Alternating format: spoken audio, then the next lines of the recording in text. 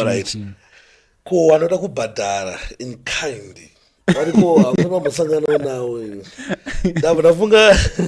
Miki. Ndafunga sati penaita vana Cynthia then my Jeremiah she obliged to pay in kind. So kazhinji kacho haiva vakatoti wandei mani. Kazhinji kacho vakawanda. There is a driver wandakatombonzwa achitoti akasangana naye ari murungu. Vekutoti vakatakurana then wasvika umba kwake munhu uyaya vatoti mukona uya ndiite sei ndikutorere mari iri mumba. But hanzi ndasvika mumba inini munhu atomhanya kubathroom munhu akutotanga kugeza. Ko sister ani mari chichi kutobuda pai pasina kutopfeka murungu uyaya. Ndakati so masinari anotosanganikwa nawo. Pesi wako munhu. Atoriko driver atoriko. Namba dzemurungu zikuwake mageto youth.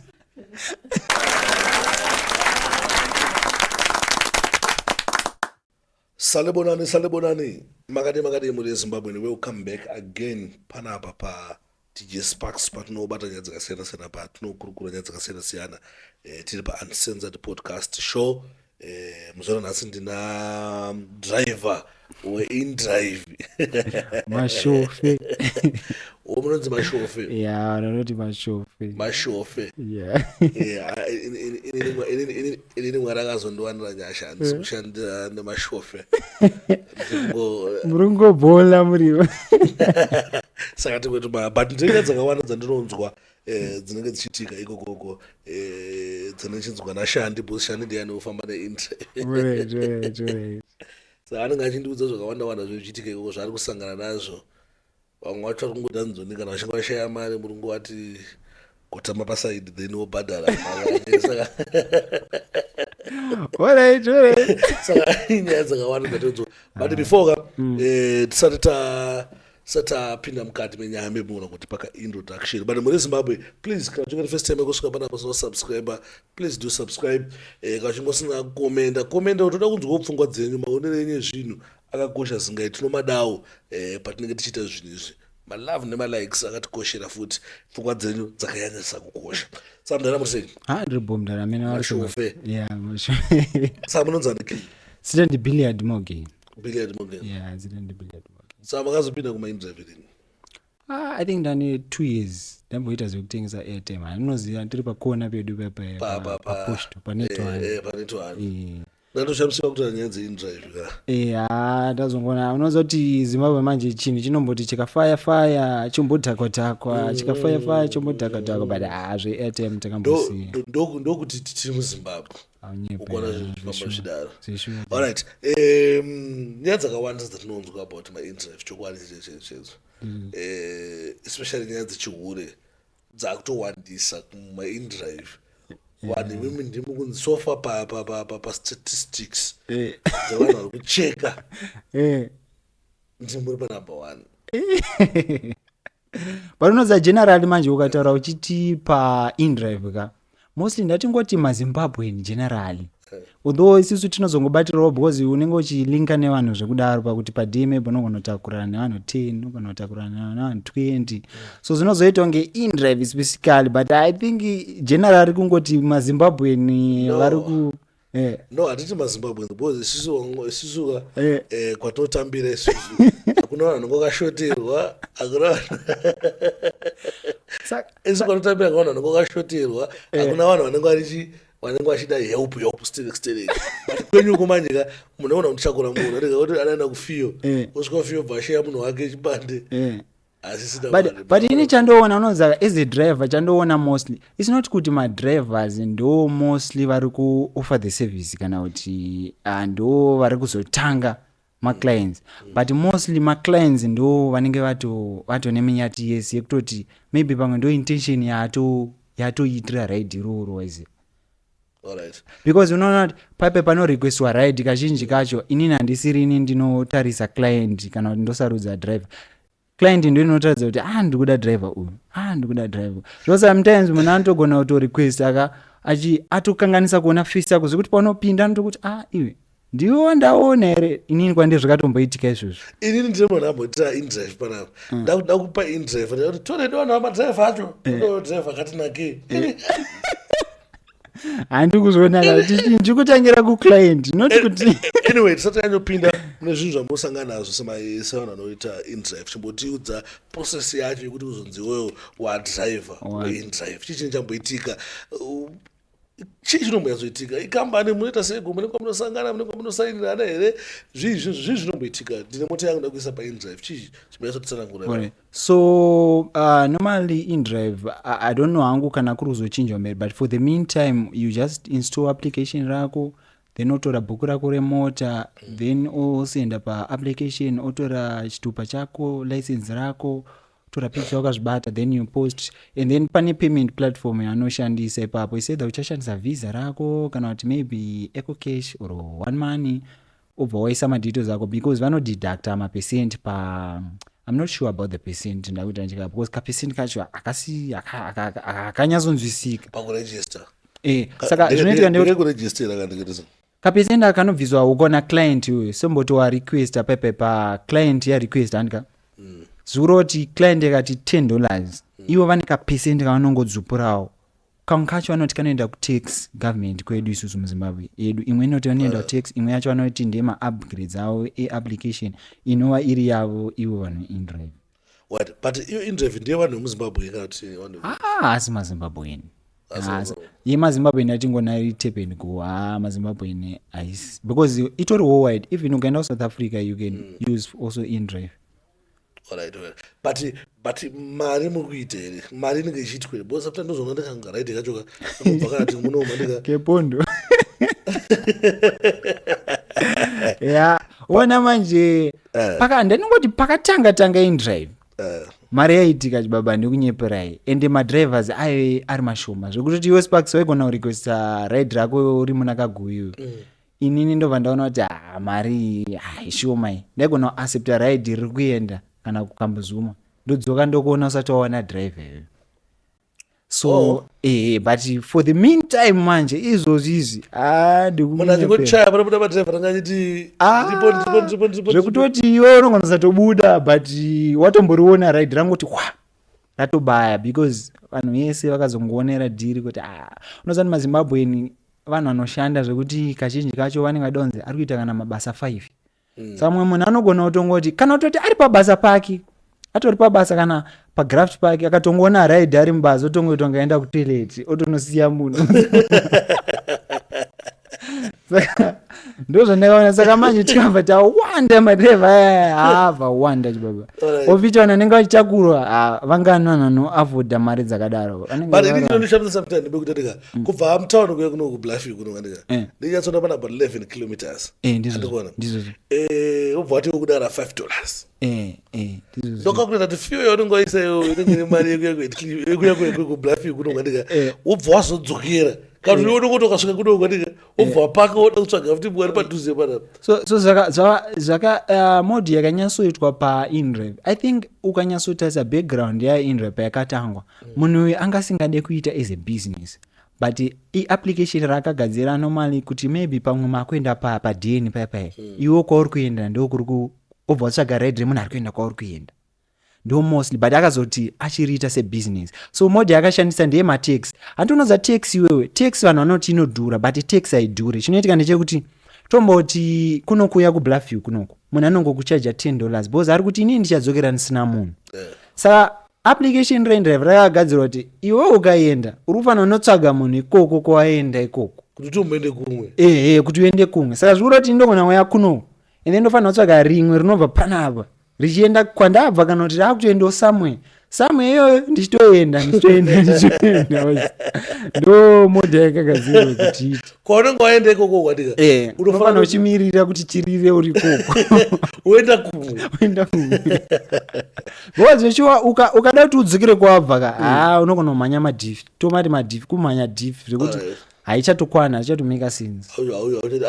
Asi mari munoita like pamwedzi mwana indrive yake ari kugrinda kuti anenge ari paground. You know kuti there was a point of time pekuti indaigona kurova kana 2000 per month neindrive ichifaya zvekutodaro chaizvozvo 2000 ndine manthra ndakatomboirowa inini kana uchida nogona kuratidza pafoni pangu apa ritoripo manthra should be August futi because na August mune maactivities especially this August iyoyo mune maactivities zvakatofanana izvozvi vanhu vangotanga nemusangano mashows anenge ariko ana Caplash kaiwa chichichichi fanga Caplash ipo pamusi wa30 mageto youths tikungokurudzira kuti tiketi kuCaplash musi wa30 and good thing about Caplash at the CA tina men of God vari kutaura kuti zvona ivo say no to drugs and wane zvavachaita se zvavachawinisa mageto youths muchazonge muchizoudzwa zvenyu but pane zvavari kurongera mageto youths profit kuda kwashe Jose ndinoda kuti siye madrugs mageto youths imwe nyaya yabva yangopinda pakati mageto dzaziva musi wa30 August tiri kuCity Sports tichipembera itsika yedu mageto youths musi wa30 tinono enjoy so alright mamuchitaura titori panyeyo ndisingakanwe madrivers futi pane vamwe vandakanzwa kutoti anogona kutongosvika akatobata kana bhiya ndikutoti madriver futi siyaikaunikako unotoona ivo muna kuyazokutora akatobata koti pane client yandakatombotaura zveshuwa chinzi zvandakasangana nazvo last week munhu ndakazotomuripotera kuindrive akatozondifonera achindiita sorry akatosvika akatobata bhiya zveshuwa but beer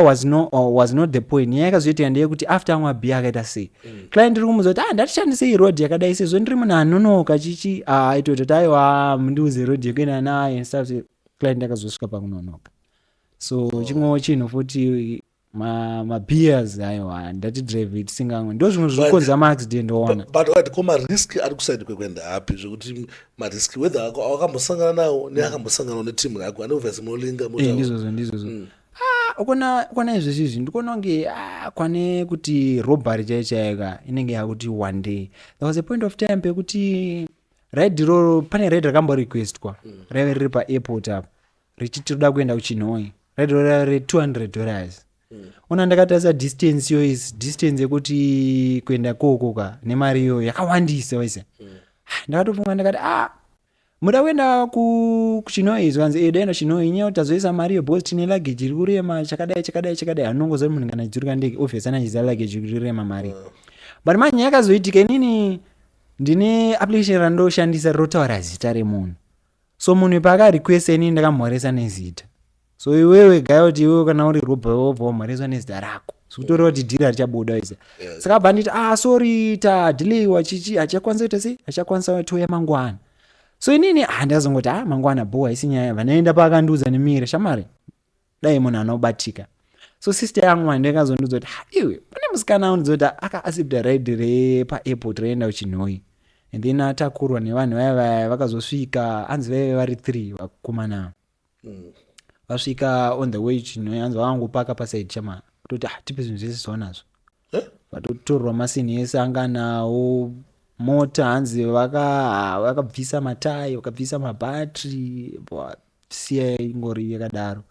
ndo incident yaakambosangana nayo kuzoitawo vamwe vanobirwa mota nemadhiraivha pachezvavo ndino kuti kune mumwe munhu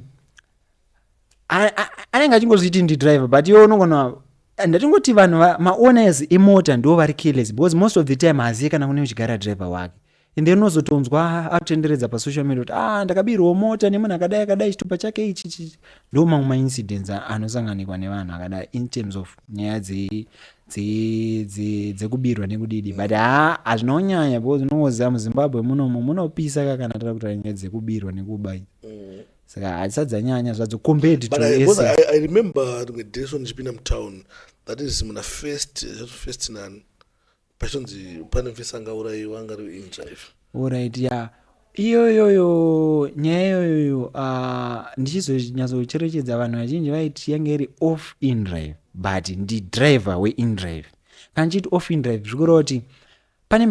pane marides ando accepta ari paindrive iyayo ndikarobhwaka munhu iye anogona kubatwa because anenge ari traced ende nhamba dzinenge dziripo do you know police iwewe as long wangofonana nemunhu inokwanisa kutokutrace akatobata even location yako kwauri nefoni dzese zvaunoshandisa so zvakaitika vanhu vaiti hanzi yanga iri offender zvichireva kuti munhu akangoito kana kuti munhu anoziyana naye kana kuti munhu akangosviko akapaka vati taxi iye aitombosangana nawo iwe maradzi ndoni munhu anenge achingosvago taxi kana kuti iwe bva tongoti indrive and then muhamatakurana hapana record yekuziva kuti atakurwa nani and vanga vachienda kupi. Ndo scenario yakaitika iyoyo. Alright. Wabozi aibonera kutobvunza kuti sa unozorobwa seiwoka ini ndakavhura account paIndrive. Madetails angu aripo zvese zviripo ndakavhura nenhamba dzangu saka manozorobwa sei ndonyaya imwe yaitoti yanga ichindinetsa. Ndizvozvo chine chatoitika ndechekuti munhu anenge awana ride. Do you know kuti inini kubva nditange Indrive inini handiaccepte macause.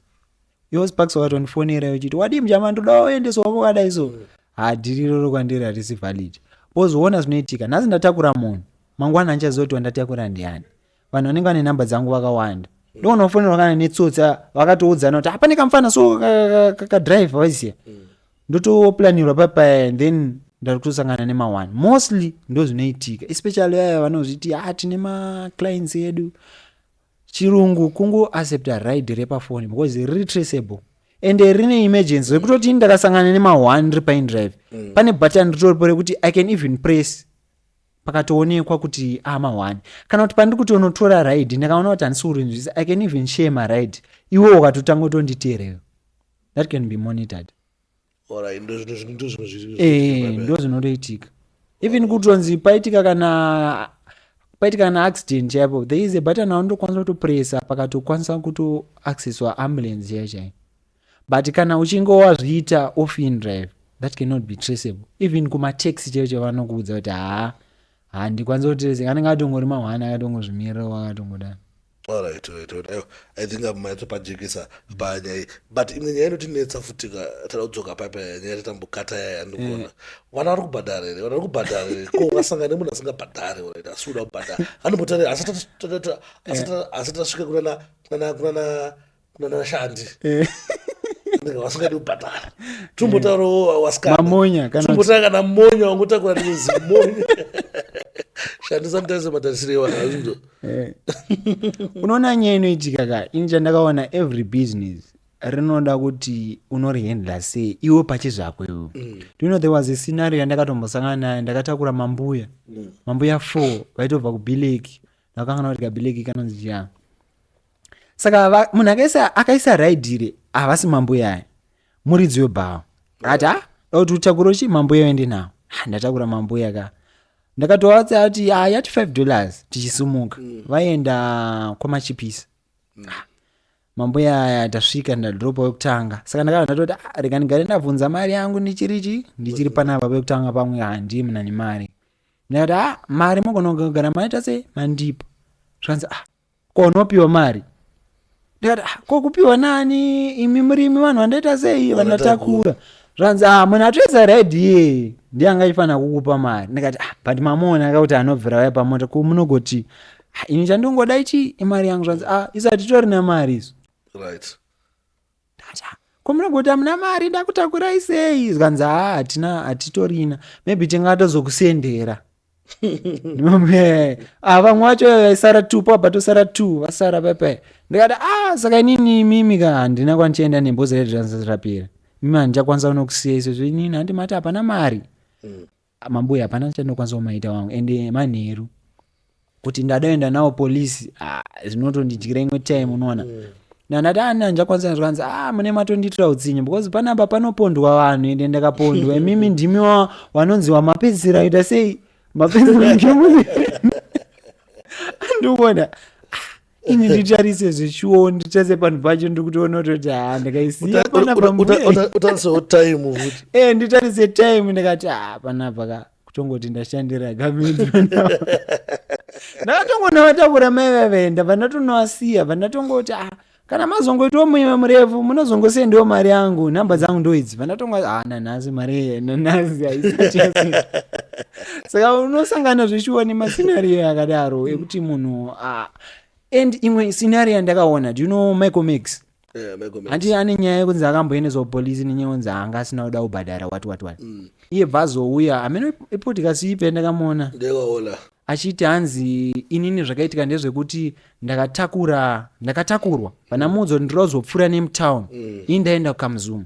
ndambokucalculatera distance iyo tikubva paavondale apo Sparks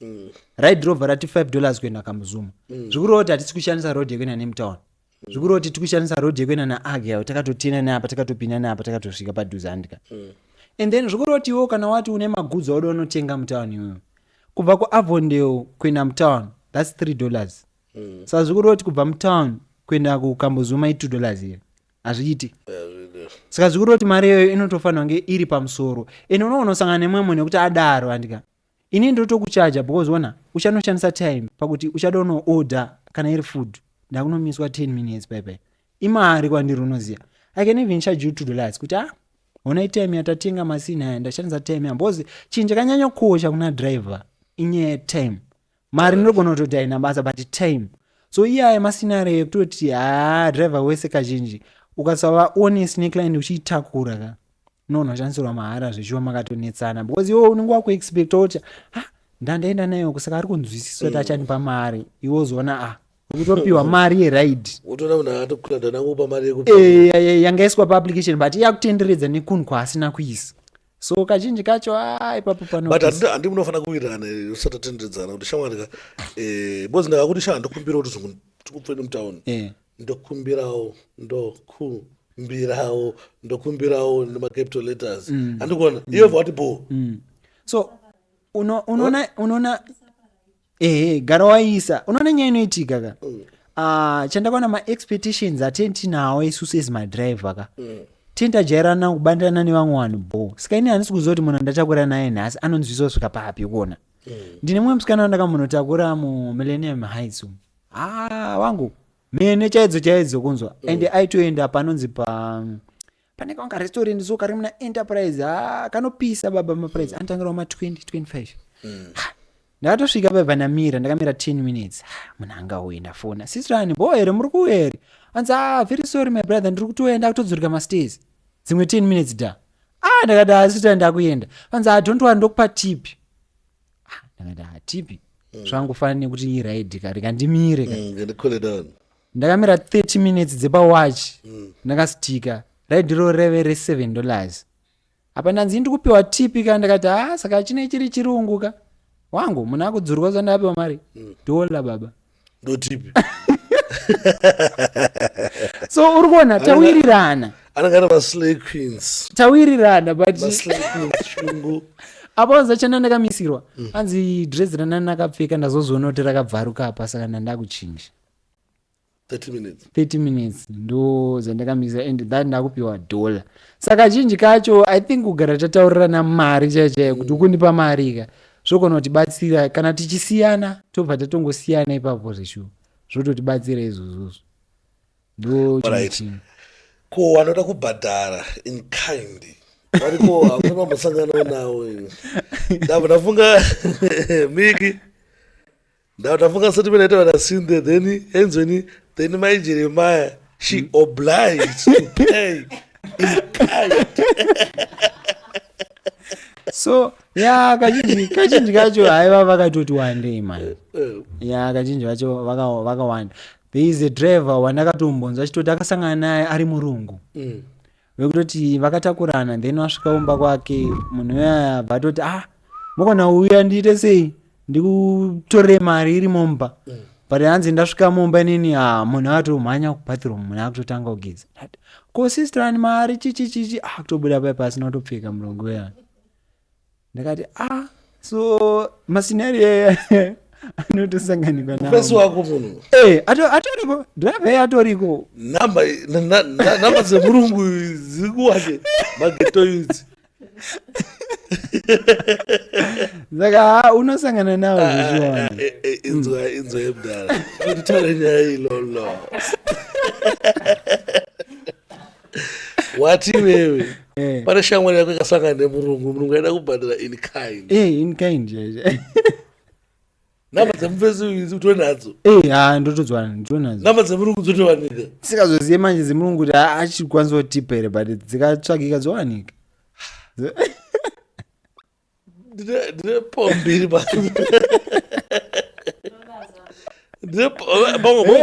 bozi nekushota kwakaita varungu munyika muno but ingati vakashotere varungu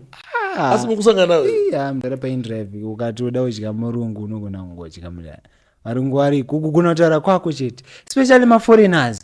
maforeigners ndasangana nawo mudara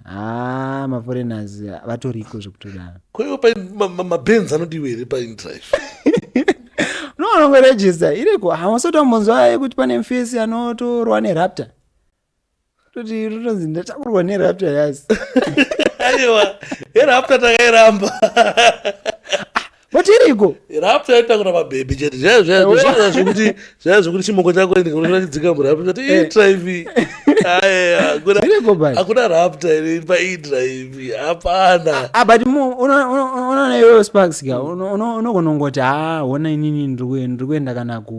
ndikuenda Westgate hapana pandichafamba ndika renga ndingorequestawo ndingotsvagwa munhu wekuita ubaya naye ubva utongotakurawo munhu.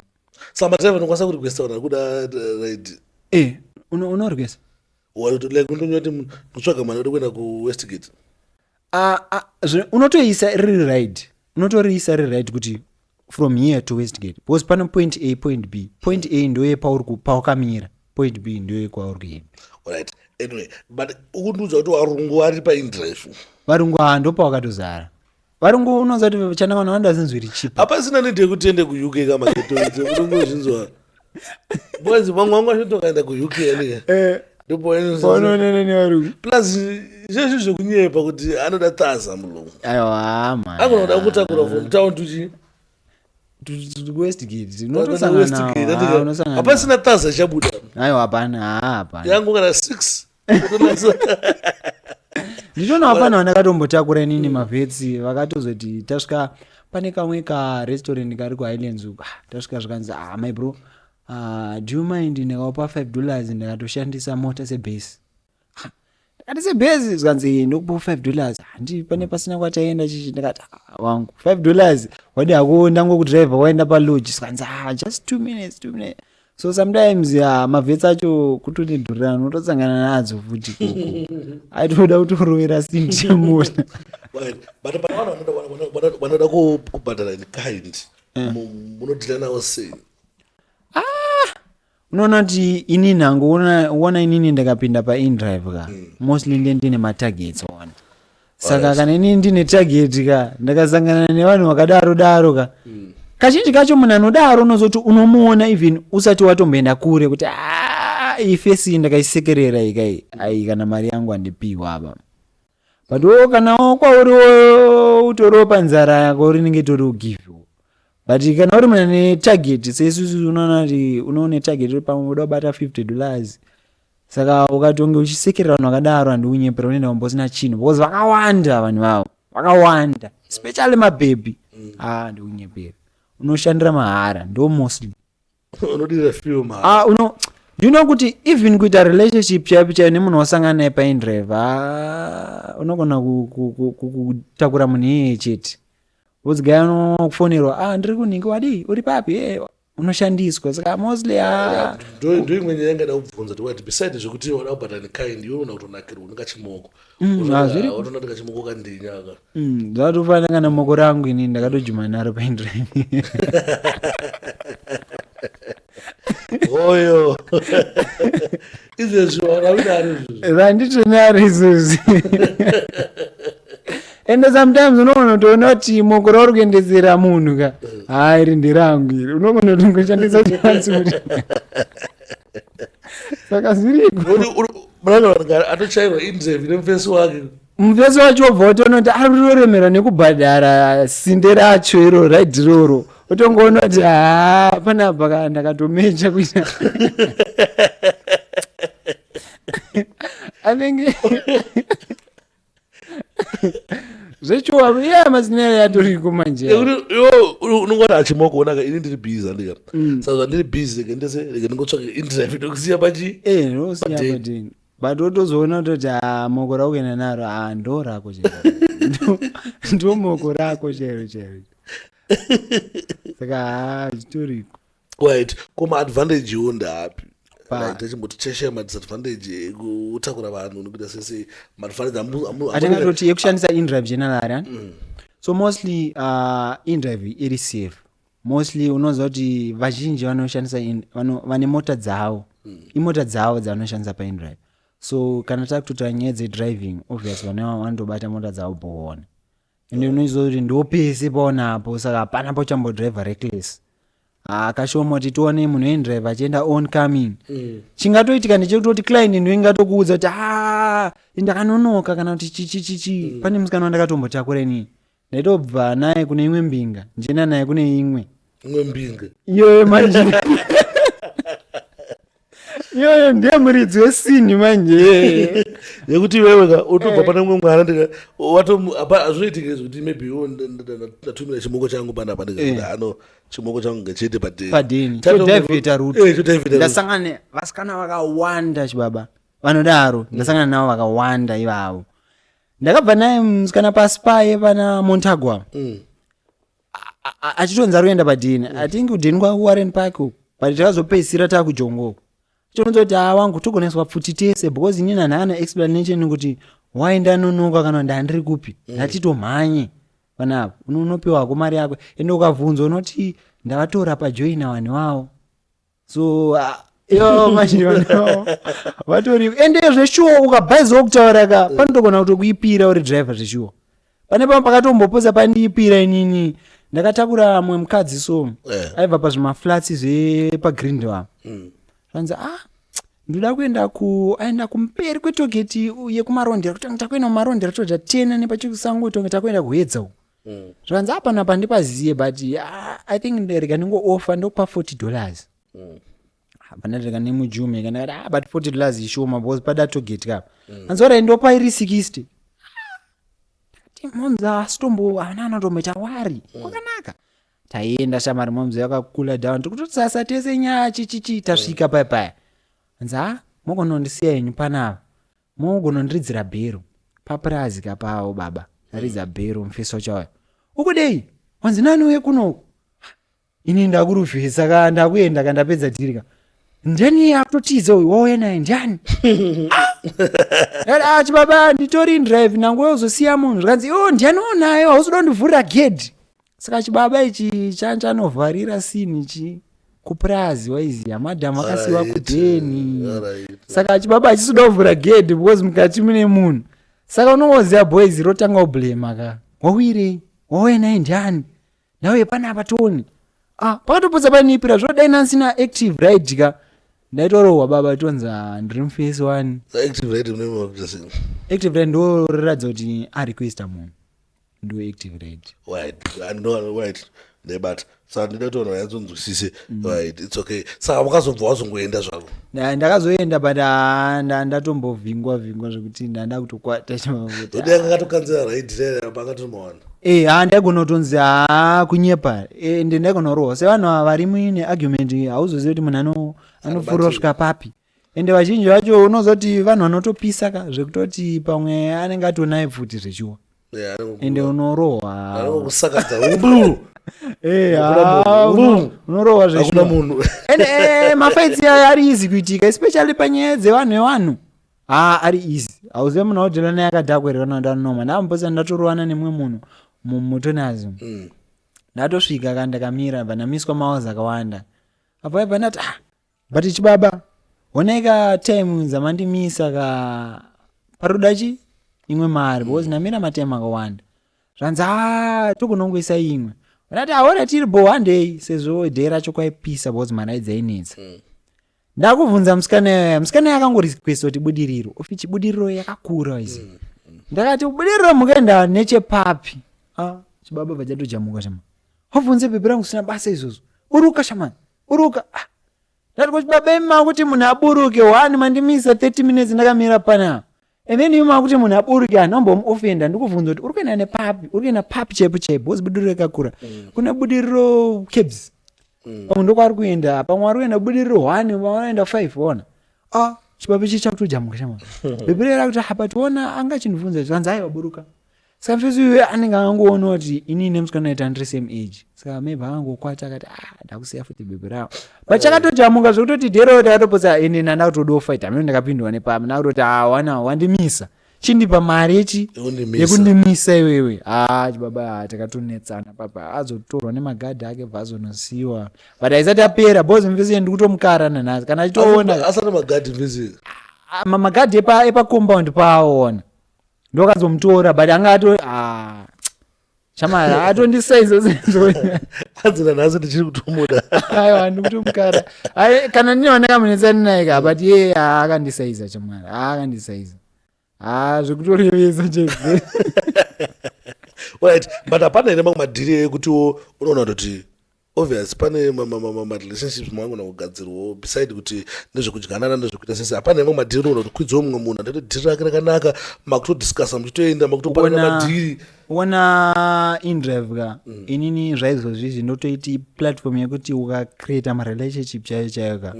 unogona kutozotosiya zvaInDrive ukatorova mamwe madhiri chaiyo chaiyo. Inini yakandiwanisa madhiri ndakatokuudza inini kumakambani kwandatowa izvi ndakasangana nawo paInDrive zvafana neiyo iyi yandakatorova inonzi Answerani ndakasangana nawo paInDrive bosi vavo vatongonakirwa neini vachitonipa maadvice mufana wangu unodai. So mamwe malingi ekutoti unotosangana nawo paInDrive kana uri munhu ari polite unosangana nawo paInDrive kana uri munhu ari polite because unoziva kuti there is a point of time pekuti ndosangana nevamwe vanhu watori wakuru chaiyo anenge atongorequesta InDrive even madoctor unosangana anozviti madoctor anoziva kuti munhu achidr munhu muhombe chaiyo unosangana nawo mapolitician unosangana nawo kugona kucreata link kwakuona zvafanini now I'm now into content creation so ndikasangana nemunhu ndakasangana neyo Sparks iwewe unotokudza kuti chibaba une ndikuitawo zvakadai so otondozoti hamufana wangu ita zvakadai so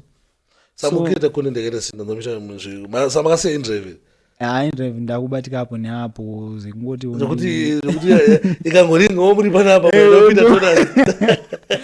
I think izvozvi ndine vhidhiyo rekupisa remaghost rekuSemLevy kana wakamboriona zokumba kwachipisa zvipoko chichichi ndo type yemavhidhiyo andakacreata SemLevy. SemLevy zimwe big houses upstate asiyanzizi kuti zetiri nderangu. Alright, I think ndakambona video bandambono disati ndiwe but I think video ndakariona arakaipa big up aiwa type yemavhidhiyo acho ngozama wangu pamwe zvingabude asi zvipoko zviri kwezvo I think now ndine madocument anogona kusvika 5 ezvipoko zvitoriko zveshuwa zvitoriko zvesidza chaizvo kune zvimwe zvekutoti hanzi zvinodzima magetsi baba kana mvura chaiyo unotonzwa pombi chiti but background ndo inozotaura kuti chii chinenge chakaitika vamwe vanhu vanenge vakatorera vanhu zvinhu by force and stuff so munhu anenge achingotrayawo kutaura nemi through in other ways on but unombonoseta makamera kana mausiku so pane equipment yandikutotrayawo inotocapture masini yayo zvekutoti nonyepera content yacho iri kuuya neimwe level rakapenga saionowadza nezvipoko izvi zvinotyisa ndaimboita ari educational but ndakaona kuti mazimba anenge achitoda izvozvi zvatiri kutoita waiwa izvozvo ndozvaanotoda izvo mazimba una zvaunowaudza avadi zvinhu zviri too serious avadi zvinhu too serious unozopedzisira pamwe wakutoona kuti vanhu vari kupakurira mazimba but asiri munomu ndo wakutopakurira vari serious nelife vari kunana UK ichichi ndoti maaudience watonato but kana uchida maaudience emunomuka chitoro idzodzo chorowadzana Sparks aiwa but unofanira kunyatso kana wakaipa unofanira kungotorera content yaya kunze pazvipo kwandika ungotisetera makamera ungorara muripa patichikuona ndo ndine live yandikuti I think ndichakupa date ndine live yandakaplana I think ipapo patoni action padeni ba uchaona hako live yema1 lezopo ukasubscribe because chinhu chiri paYouTube channel pamwe so obvious hato subscribe aisikana problem but tidzoke kunyanzi maInDrive ndafarira kuti pane zvimwe zvinhu zvekuti kana painenge paine madriver InDrive ari kuona this podcast vanofanira kuziva kuti kurwa InDrive kwavari kuita ngavasangoshandisa zvekungochaya tumabhebhi kuita zvisina basa vanokwanisa kucreata futi marelationship vanokwanisa kuvachinja life yavo zvinhu zviri very important because motaka vanhu vakasiyana-siyana kune vamwe vanhu vanenge vatori nemari anenge angoti ndingonoeka InDrive vangu unoshamisika uchienda pamwe pamba so uchiona kuti komunuyu ndiarequesta InDrive iro so mune vamwe vanhu vatongoramba vanotongoshandisa InDrive zvafanira kuti kana munhu adaenda airport hapana pachatakura mota yake mostly anotongorequesta sike hausi kuzototakura naye saka to be just polite ka zvinhu zvinokubatsira iwe as a driver because hausi kuziva munhu wauri kudhila naye nekuziva nyaya dzekutaura zvino kuti kuna vamwe vanotongoti any conva anotaura be it politics hausi kuziva kuti munhu wakutakura anosapota bato ripi hausi kuziva kuti munhu wakutaura zvakutaura anozvifarei so sometimes izvozvo ndo zvimwe zvinhu zvinogona panyaya pani very important because unogona kupedzisira kubata politics wakubata nevamwe vanhu kana nyange zvakanzezemabhebhi anotaura munhu wemunhu zveshuwa kutorasa nyaya izvozvitione ndikabona kakutaurei ndomukamu saka ipapo zveshuwa panyaya ndepekutonyazoziya nyaya dzekututaura zveshuwa utakura mwana wabhosi takazojekanga mwana so ndovakutanga makuenda nekubhuruku ndikanga mwana kana kambonye kana kanosiya kubhuruku zimbabwe idiki wangu zimbabwe idiki zvekuti handidi kukunyepera unotaura munhu anoziya zveshuwa otozoona kuti ndabhaiza ndiri panyaya yekuti zimbabwe idiki unoziva kuti there is this guy I think I should just give a warning to men of the Zimbabwe. There is this guy anogara akapfeka hood nesechel that guy imbavha wangu so what zvaanoita mune anoti anongomisa mota at any specific area hana kwaanoshanda like yesterday ndakasangana naye ari kuna unoziva panokwirwa mota dzinoenda kuSouth Park so ndatosangana naye ari papa sikaina anondo indaida kumubhabhaisa akandibira mfese akandibira 600 but it was off in drive ndaitongotakura vanhu so ndakazomutsvaga vanamubata akazondipo mari yacho yawanda unoziva kuti kana uri munhu anelinka munhu anetse kuwana but ndakazorealize kuti every pese panotenderera muno muHarare muno mune ndogara ndakasangana naye so nangoni ndipe warning because maybe pamwe munhu uchasangana naye and these guys anoita anotageta tumota tune amene munoti tumahashbag kanenge kangwawo kekuti kanenge ane bhuti riri kumashure uko so these guys anoziva kuti mostly munosiya zvinhu kumashure be it bag relaptop be it chichichi saka ndo zvinhu zvaanotageta so zvakaita ndakamutakura then handazviona ndakabira sezvo unochikonzerera nekudriver saka iye anenge ane sechel anenge ane mostly anenge ane sechel newood sechel wood kazhinji kacho reblack kana kuti chiworksuit so vanobva tokutsara ubva toisa mbegi ende kana angati vari kuenda newtown hazosvike newtown abvudza achibaba mungonongonisiya apa kana asati akubira anokubvunza kwauri kuenda kuti mamuchisvika nekupi kana anga kuzondisvika pakobhabhani iwe panoti nanchidzika umbari kuti mugonongonisiya mberi kondo kana nchena anenge akautageta so ndati ndipe woni because munhu iyeye pandakazomutsvaga inini ndivakomana ndakamutsvaga naye munhu iyeye anogara kuGreystone Sparks anodriver Benz anobharira 400 rent but ndikutaura zvekuti munhu anoba imbavha ende ukamuona asiri pabasa imbinga andonzi Jinimbi mune kwete Jinimbi wedu Jinimbi liti aya kwake anotonzi Jinimbi anotonzi Jinimbi itori mbinga zvoti kana kuna anomuziya ndangoti ndichimuexpose boy ndakamupromisa ndakati iwewe handisi kuendesa police because wacooperate ende tasolva zvinhu zvedu off police but ukaramba uchiita zvinhu izvi ndikupinza paspotlight zvo ndikazosangana naye kana police ndikuenda nomuenda because kesi yacho handisati ndamuvharira saka ndangoti ndipe vamwe vanhu warning because pane mumwe driver wechikadzi aranoudza kuti ndakasangana naye ina anamusendera picture kuinbox zvanzi izvi shuwa wamuziya sei so ndatoona kuti yatopandemic ende mune handi unyembera asungwe nepolice asungwe I think atoneka juji kake zvaanoita anonegotiate said anokupai mari ini pandakamutsvaga ndakamuudza fomu yacho ndakamuudza inini ndakazoona ari mavidheos achirohwa abatwawo nevamwe vanhu but vanhu ava vakwanisa kuenda naye kupolisi vakabva vangomusiya ona vamusiya mveso yaya akavaofa mari so inini futi ndamubata akandiofa futi mari more than yacho yaanga andibira plus more than iyoyo yekuripa mhosva yake ona saka munhu ndakatoona kuti bhozi inini hasha dzanani nadzo ndaida kutomuvharira zveshuwa but ndakazoona kuti mfesi uyu hakusi kuti ndaida kumuregerera but anenge atoniwo zvake zvaanoita anenge skillful saka ndangoti ndipe watch out kuvanhu alright but pamunochifamba muchienda nzvimbo dzakasiyana-siyana hapana zvinhu zvimysteri zvamunomboona zvimysterious munogona kuti rodi kana tichi ndinga mysterious yanenge atokudza ka ndeyekuti vasikana mazano vari kurova zvemanjuzu iyoyo ndo mysterious yanenge atonyatsokuudza manje. Ona zvakafanira imwe podcast wakaita this lady ati ndewekubulawayo anopimba mabebe queen mother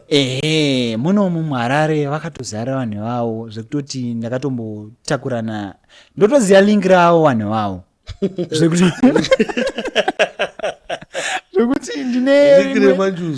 ndine vanozviti vari related to manjuzu amene kuti take Zulu inowirirana here nenabute chichichi but iwo that what they believe but takada kunyatsodzika paculture ini ndo understand maculture aya takada kunyatsodzika munhu anoita zvemanjuzu munhu mostly hadi zvinhu zviri date ende takada kutarisa basa ravo pana wakambotakura vachienda kumutambo yavo kana vachita ndakatombotakura one so zvakaitika manje let me start pakatangira nyaya yacho vakaenda iyo vanonopiwa zvavakanopiwa nanamadzibaba wavo vanzi munowana maclient vawageza zvinhu zvavakageza nazvo ndeiroro hanzi taimhanya madhifu baba hanzi taiti one akaenda adzoka achiti kunaana chinja napiwa one takabaya so musikana wandakazotakura naye ndo kwanga toleti hanzi pane munhu wechikuru munhu ehasi wemuno muzimbabwe I think ndekunigeria here mufesi akaorder musikana wa saka mufesi akatosvika papa vatoti how much was the ride ataure shona but munhu akura sparks ende ndakamutarisa inini ndakati rasta vanenge vanogona chita akure ende unozoti munhu asiri mucondition unoona kuti uyu munhu asheka ndo zvandakaona ipapo musikana akatonditi ndangouya hangu chidhiri chinoi but handisi kunakirwa inini maybe gara uri around ndokunongokufonera ndichiti uyo nditore baba ndasiya munhu pape ndapiwa $7 yangu ndarwa pasi ndichingonopinda mutown phone varing vanzi uyo nditori ndati koboyero wangu vanzi uyo nditorako ndasvika papai vanzi ashamare munhu ndikumutigeza ari kuramba uda kugeza amene tangachida kuti tiite mazinda acho tisina kugeza here saka bebi kanenge angabvoka sina kugeza saka kaenda tochangisa but chibaba chakabva chabva charambawo futi kugeza nenyaya yelanguage barrier kagaya kuti vana vakete malanguage ka akabva ati kupi kudhara kandakaita sei ndakaita sei ndakagezaona watadza kuwirirana haunakwanisa kutaura vese saka ofichiwe munhu kana usingagone chirungu hapana pamuchanzwisana pamwe mukunzwanana but mukunzonge musirunzwanana sana ndatongodedzwa zvanzi uona chii ini ndamboaudzana ndatisiyane nawo madzibaba haana chanoziya ona izvizvi maclient edu ese atawana hapana tiringobhaunsa angoita zvemanjuzu alright aiwa thank you very much my father for coming amati muchine zvimwe zvamungada kuwedzeredzawo here about nyaya dzoitika kuma-indrive ikoko aiwa maybe chimwe chinhu chandingade chatinge tatitatisire maybe about vanhu vanopa madrivers mota I think mostly chinhu kunyanyosangana nevanenge vapa vacho ndikungoti munhu wauri kupa driver make sure wakupa mota yako make sure kuti you know kwaanogara and you have my details ake because ndikuzosangana nevamwe vari kuzitabirwa mota anongosara nechitupa chete mota yatobaya so mostly ndingoti kana une munhu wapa mota yako make sure kuti unoziyana naye and my details ake unomaziya I think with that ndo chandingade kungoudza vanhu right muri Zimbabwe ndasitanga tichimbokurukura namudhara is now into content creation right now vari kucreata nyaya dzinotyisa munofanira kuenda mapeji pavo munovasapota munovaona but